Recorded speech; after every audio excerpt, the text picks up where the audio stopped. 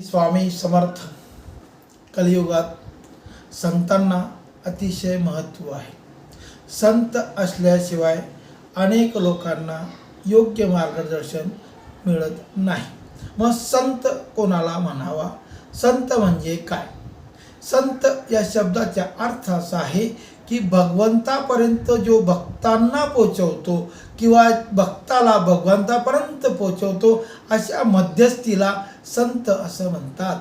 कारण की संतांनी देवाची अनुभूती घेतलेली असेल, भगवंत कुठे आहे, भगवंत कसा मिळावा किंवा भगवंताचे दर्शन कसं घ्यावं याचे ज्ञान त्यांना असल्यामुळं भक्त हा संतांच्या मागे लागतो आणि संतांची सेवा करत असताना त्याच्या मनात नेहमी असं वाटतं की भगवंताचे दर्शन व्हावं. मग या संतांनी जर भगवंताचे दर्शन घेतलेलं असेल, भगवंताची अनुभूती घेतलेली असेल, तर त्यांनी ज्या मार्गाने तिथपर्यंत पोचलेले असाल तो मार्ग त्या भक्ताला नीटपणे समजावून सांगावा.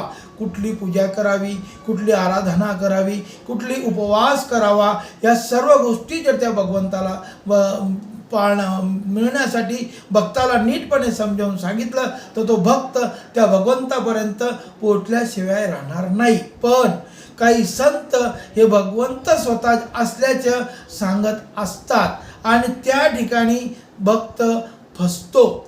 संत हा भगवंत होऊ शकत नाही. ज्याप्रमाणे पोस्टमन आलेल्या पत्त्यावर आलेलं पत्र फक्त पोचवण्याचे काम करतो, त्याचप्रमाणे धर्मात सुद्धा संतांनी पोस्टमनचे कार्य करावं.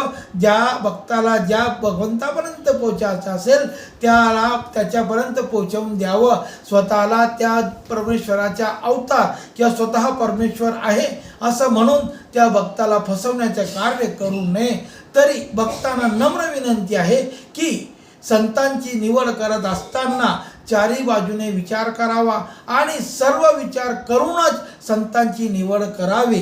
तेव्हा आपण फसणार नाही, आपलं आर्थिक नुकसान होणार नाही, आपलं वय वाया जाणार नाही. अशा काही गोष्टी करत असताना विचार करून संतांची निवड करावी ही स्वामीचरणी प्रार्थना. श्री स्वामी समर्थ.